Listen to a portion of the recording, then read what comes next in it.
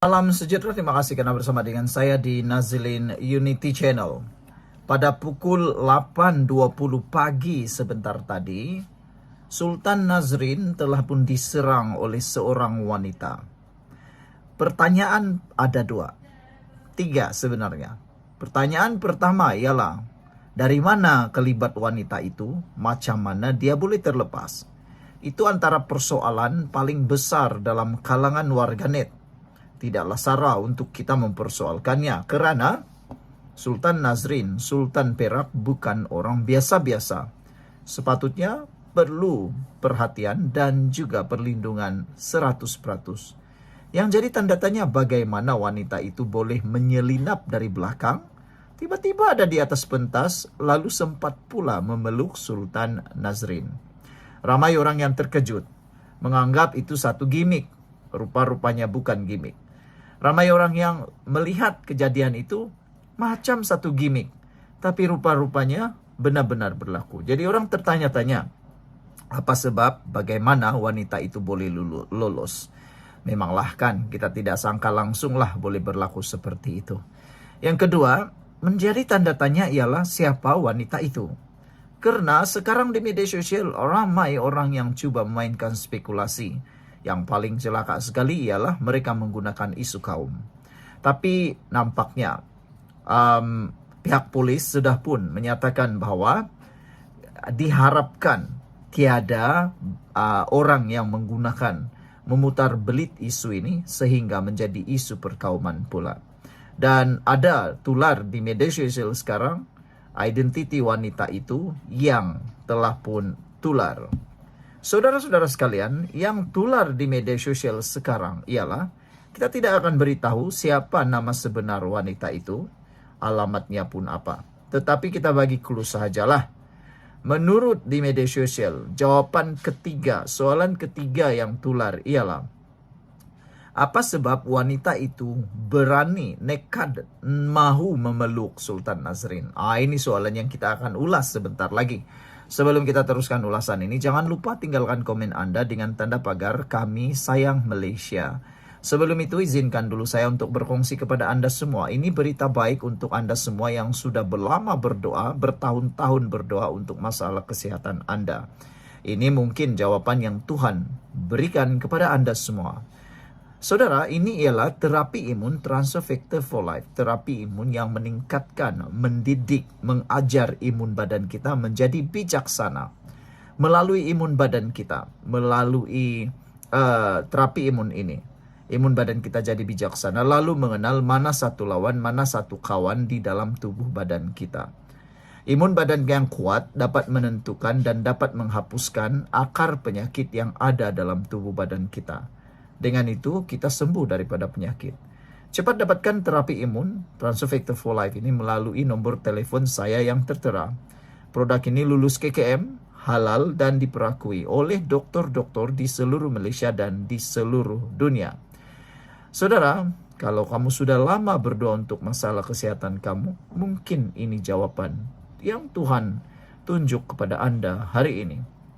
Jangan abaikannya, cepat hubungi saya. Saudara-saudara sekalian, menurut sumber yang kita terima, wanita yang menyerang Sultan Perak ini sebenarnya seorang yang ada masalah mental. Beliau dikatakan seorang ada masalah psikritik. Dan menurut siasatan yang kita terima ini, sumber yang kita terima ini menyatakan bahwa subjek menganggap Duli Yang Maha Mulia adalah suaminya dengan panggilan Nazri. Nah, memang wanita ini ada sedikit masalah mental lah. Rupa-rupanya dia bukanlah mau menyerang Sultan Nazri, tetapi beliau mahu memeluk Sultan Nazrin kerana menganggap baginda adalah suaminya. Jadi memang wanita ini ada masalah mental lah kan. Sebenarnya dia bukanlah mau mencederakan, tetapi dia menganggap, melihat Duli Yang Maha Mulia Sultan Perak seperti seorang suaminya, adalah suaminya dengan panggilan Nazri. Tapi itulah, agak kesian jugalah wanita ini. Bagaimanapun kita berdoa supaya masalah ini dapat diselesaikan dengan segera. Dan menurut laporan ini juga, ujian tes urin telah dibuat, rawatan pemeriksaan HPRB juga sudah dibuat, dan menurut maklumat yang kita terima ini, wanita ini seorang yang bekerja di McDonald dan beliau kononnya tinggal di Ipoh juga. Nah, jadi kita berdoalah supaya semuanya ini terjawab, terungkai dengan segera. Sekian dulu untuk kali ini. Jangan lupa tinggalkan komen Anda. Apa pula persoalan yang timbul di pikiran Anda? Ada 3 persoalan utama yang timbul. Pertama, bagaimana dia menyelinap. Kedua, siapa wanita ini? Yang ketiga, apa sebab dia mahu memeluk Sultan Nazrin, Sultan Perak? Kita jumpa lagi. Bye-bye. Salam sejahtera. Terima kasih karena bersama dengan saya di Nazilin Unity Channel. Saudara-saudara sekalian, heboh hari ini dalam sambutan Hari Kebangsaan di Perak. Sultan Perak diserang. Yang menjadi kekesalan kita ialah betapa ada orang yang memang kita boleh cakap, entahlah, pemikirannya masuk air mungkin, otak masuk air mungkin, ataupun tak tahulah apa nak boleh cakap lagi. Baru saja berlaku 2-3 saat, sudah main resis, main bangsa.